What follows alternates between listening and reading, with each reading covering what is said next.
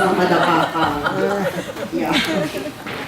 Hi, good evening. Thank you very much for taking time to be with us again. I'm sure, as usual, I say this always because I know the press is always very busy, so we thank you for coming.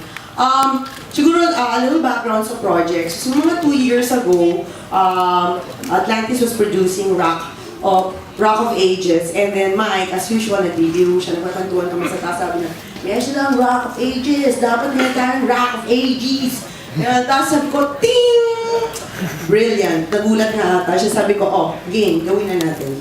It took us 2 years to get here, but finally on January 31, we opened PETA's new musical, which is based on the music of AEGIS.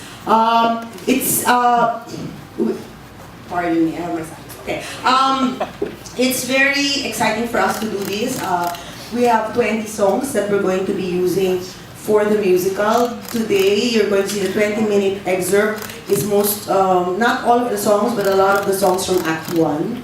And why we did it, I think, is because there's no question na iconic ang AEGIS, no? And they cut across all social classes. Tawagin mo naman silang jologs.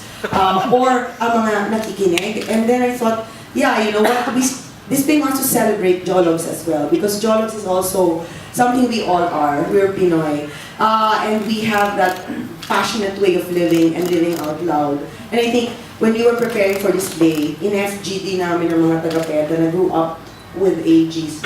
And they were all saying that why do they love the music? They love the music because it was so passionate, and in spite of whatever happens, they'll stand in the rain and life will be better and stuff like that. So, inisip namin that's very Pinoy.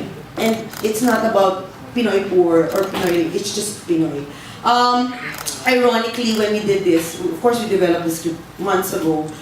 We didn't know that Yolanda was going to happen, but I don't know if there's a summary, but basically it's a town, it's a little town in Laguna that makes shoes. This is inspired by Lisa's experience kasi nung nag-ondoy, ang PETA nagsa-psychosocial debriefing with people na nasasalanta ng bagyo.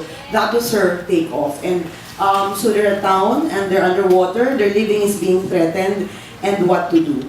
Okay, so I think what I'm really excited about is because it gives us a chance to go back to an iconic band and their music, to go to OPM and expand it, because this time we've set it in a context. So the context isn't just personal, it's also about the community.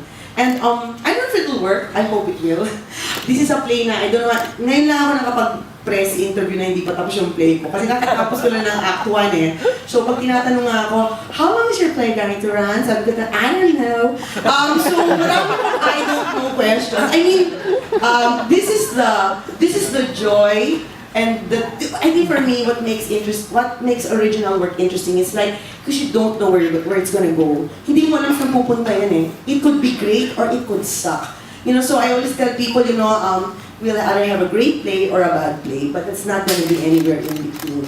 So this play is inspired by that, and at the same time, I remember I was thinking, why not do something ironic? Set the AEGIS music in mga super social Forbes set, and that's also doable. Maybe when we reinvent it 5 years or 10 years from now.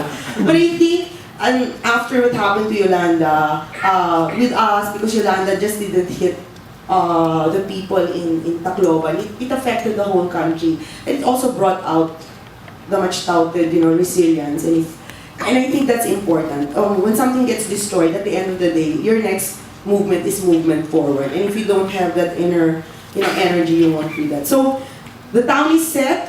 This is going to be like supposedly too big. We're building a swimming pool here. We hope it doesn't while people are watching, because the whole place is really set on top of music.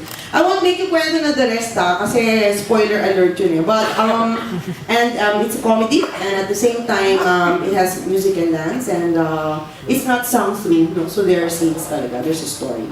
So I think I've said enough. We have some wonderful singers tonight. I'll introduce na lang, I'm sure you know them. We'll introduce them na lang after the show, after the excerpt. So it's a 20-minute excerpt. I hope you enjoy it, and thank you very much for coming again.